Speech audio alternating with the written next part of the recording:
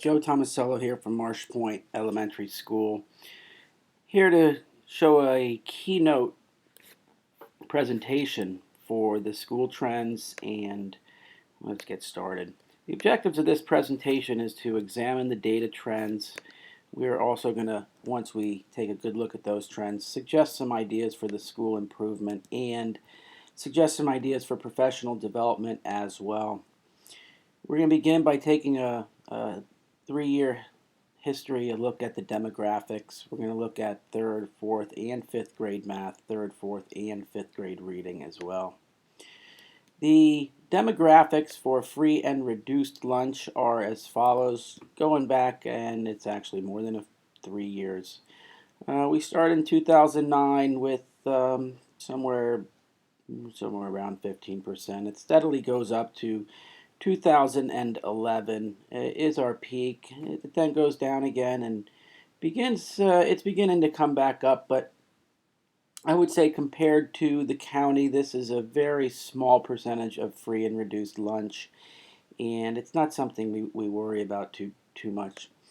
The ethnicity demographics also show the trend here, where in 2009 we were a newer school coming in with under 500 students, predominantly white with some African American, and the majority of our ethnic subgroup would be categorized as Hispanic. That trend continues all the way up until 2014. We are still predominantly white. There is a significant African American population and a notable Hispanic population as well. And as you can see, our school has grown considerably, actually it probably has doubled since that point. Let's take a quick look at the math statistics, level 3 and above, going back to 2011. We have the blue line for 3rd grade starting out under 75%, remaining flat in 2012. Not much growth between 2011 and 12, and then it really spikes up from 12 to 13 and has begun to taper off again.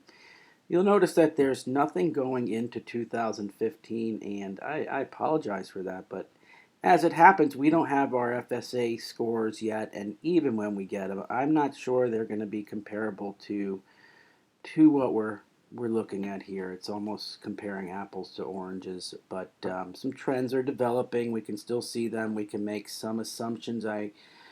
Statistical assumptions I would think would be pretty valid. Let's take a quick look at 4th grade. It started quite a bit higher, 87.5%, staying around that mark. It dipped a little bit in 13. And I think that's a kind of an interesting point where 4th grade really went up, and at the same time, 3rd grade, went up, and at the same time, 4th grade kind of went down. But overall, I see the trends as improving. If you were to average all of the points on this data chart, you would see, if you were like a 30-day moving average for a stock market, if you did a yearly moving average, we are moving in the right direction. My concern, we'll get with that a little bit more, but overall, my concern is that we just want to continue raising, and I'm afraid that if we continue doing only what we've been doing before, that we may end up plateauing. So we're going to have to look for some ways to improve. Yeah, I got a couple ideas I'll share with you later. The reading, again, we have 3rd, 4th, and 5th grade reading. Blue is 3rd, green is 4th. Red is 5th, and the reading has, it's remained pretty constant. I think when we look a little bit deeper on the next couple slides, we're going to see some areas where we can improve. And, obviously 87, we're approaching 90%. It's a very, very good percentage of 3 and above, but with the goal being 100%, we're going to have to focus in on a little bit. So here with math, we got some areas of specific concerns, and if you take a look right here where the arrow's coming in, and even before that, the 2013 target at 51%, that's kind of a low target. If you were to, outside of baseball, if you're successful 50% of the time, you're a failure. And I don't think this is a number that Marsh Point is comfortable with. And I think once this becomes talked about a little bit more, um, we're going to find this number rather appalling. You line 10 kids up, and you tell me that 5 of them are not going to be on grade level. That's pretty appalling. And we have a lot of dedicated teachers at our school, and I know you guys are up for up for the challenge. This is something that we can completely do.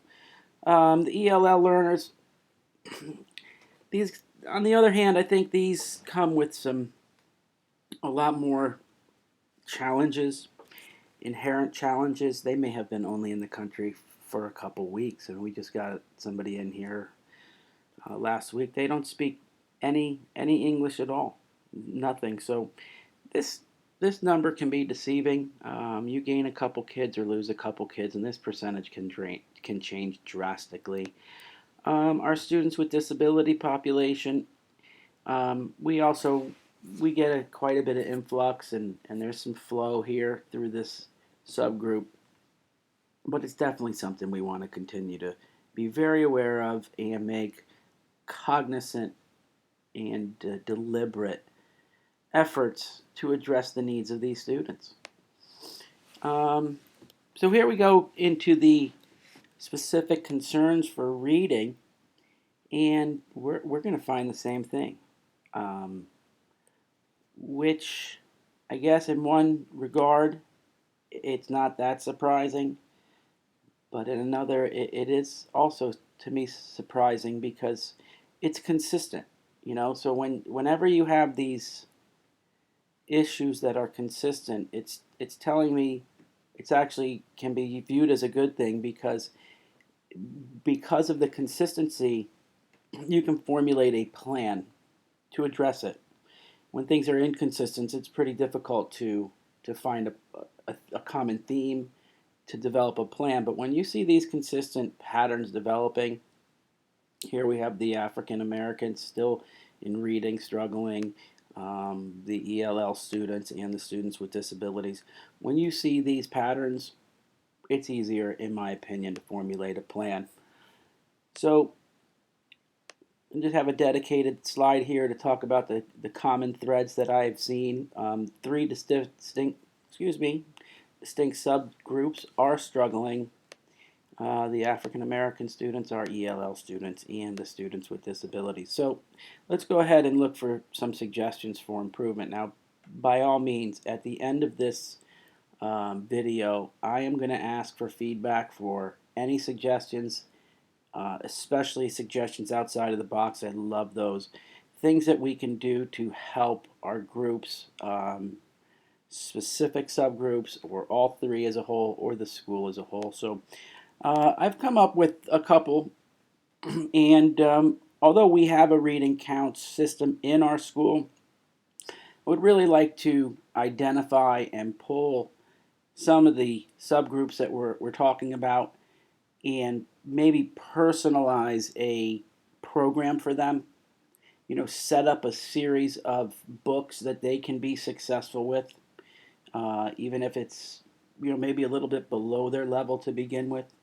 Get some momentum behind these students, get some points on the board for them, and start to reward them with the success that they're having. Instead, let's meet them where they are. Let's develop a plan for them one at a time or as a small group.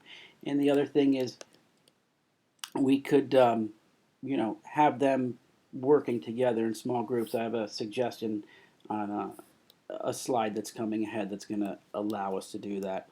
Another thing I think would be very important would be to get home and communicate to the parents the importance of the reading. Nothing beats practice with reading, and we'll get them in our library.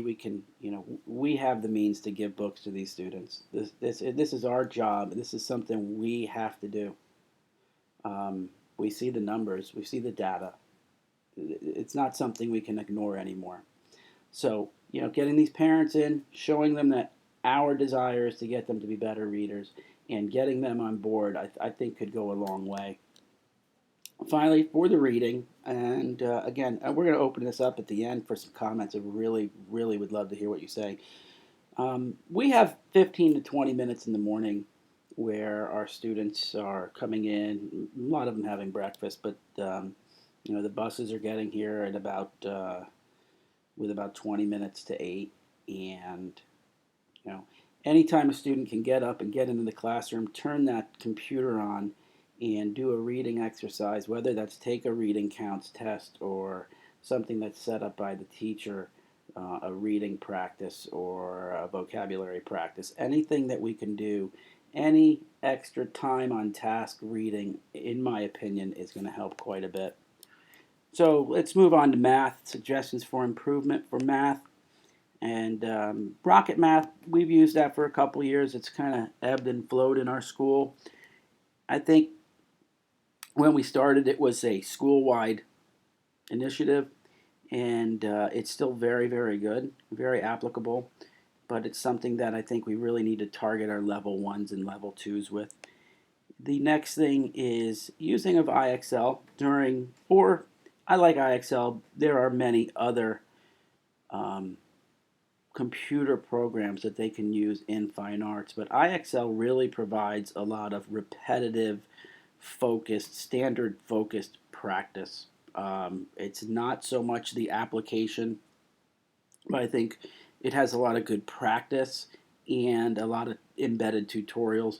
And I think again, meet the kids where they are, get them to practice. We can worry about the application later in the year once they really understand the concept. Now, finally, this is something I've been pushing for years, and I think we're finally right around the corner from doing this. The STEAM initiative is helping kind of blend this, but I really believe the integration standards of geometry standards in the art class could help. Statistically, Palm Beach County has been very low in geometry for as long as I can remember. The textbooks don't do a good job addressing the geometry standards. They simply don't. And it seems to be one of the items that is continuously put on the back burner. So I think if we could have better communication between our art teacher and the math teachers and get those standards and work collaboratively to work on parallel lines, perpendicular lines, faces, edges, vertices, angles. These are a lot of things that are rather easily integrated into art class. I would love to see that. I know we have a fantastic, one of the best art teachers in the county, and I'm certain she's willing to do that. We just need a little bit more discussion, and I think that could go a long way. Anyway, I got a couple other suggestions, and I'm not sure they fit into either category. They probably do if you look. But in a professional development situation, there is a product called Board Builder. It's from Discovery Streaming. I have a couple full-length videos on my YouTube channel that explain how to do Board Builder. But really, what it does essentially is it is a platform. It's going to allow you to set up your entire lesson. Um, Board Builder is, you can embed videos in it, but what I like, and I like that part, but one of the other parts I like very much is, you can set up your objective. You can then reflect as you're making your lesson, and you can type in a little note to yourself, like say, hey, this is going to be a good point for a turn and talk. This is where I want to do it. I state the objective. I want the students to state the objectives to each other. I can watch a video. I can put a little side note here. This would be a good time. And so to have students talk to themselves, to each other about common experiences. I can put in an I do, a we do, a you do, and I can really set this whole thing up following the Marzano protocols, following some really research-based lesson presentation skills. And what I'm working on next with this board builder is I'm working with a company trying to develop, not develop, I'm not developing it, I'm trying to find out the best way to organize these boards so that there is a common sharing platform and a common language that we save these in so that they're accessible for our entire school. This is something I've been trying to wrap my head around for a couple years now. It's kind of a big project, and I think I'm finally making some headway with it. But I will definitely keep you in the loop on that one. Thank you. And next, a review of the Unify ADMS. This is just a great place to find research-based interventions. It's something that everybody has access to, and Board Builder as well. And I did a recent technology survey, and very, very, very few of us take advantage of this. And I do know it's a time issue, but it's a fantastic resource. And once you get used to navigating it, it is rather efficient. And also some professional development on the Marzano and Hattie high yield teaching practices. There's some really, really fantastic videos out there to watch, and we have a lot of veteran teachers that are, I hate to say it, but using some of the older teaching strategies, and would really like to see them kind of step up and buy into some of these new strategies. So some of the other suggestions I have, Pinform. Pinform is a great parent communication app, and I think I wrote here for ESE, but it's really good for every struggling student.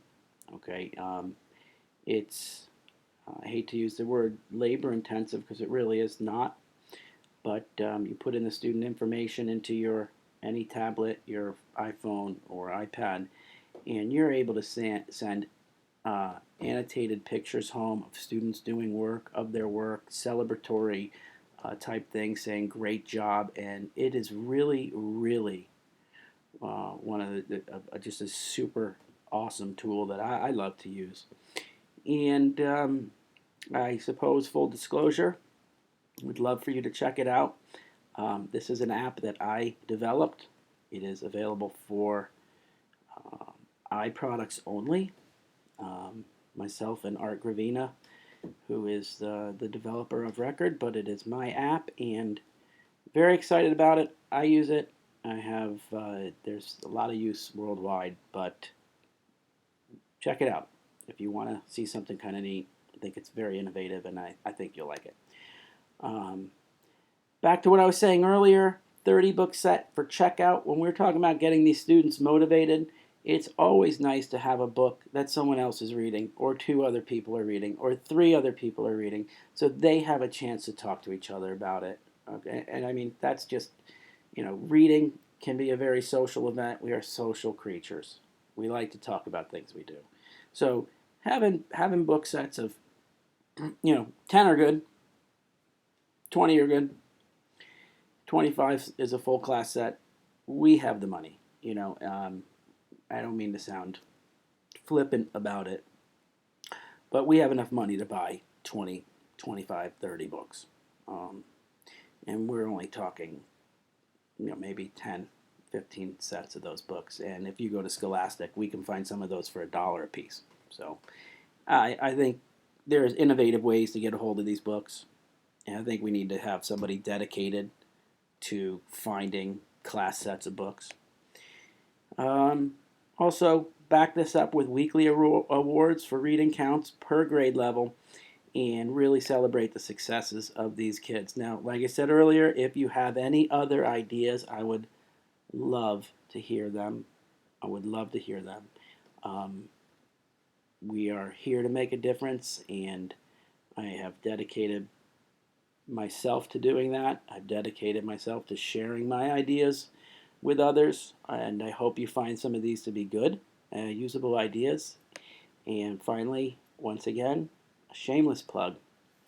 Take a look at the Pinform. Download it for free at the App Store. Give it a shot. If you need to contact me for support, please do.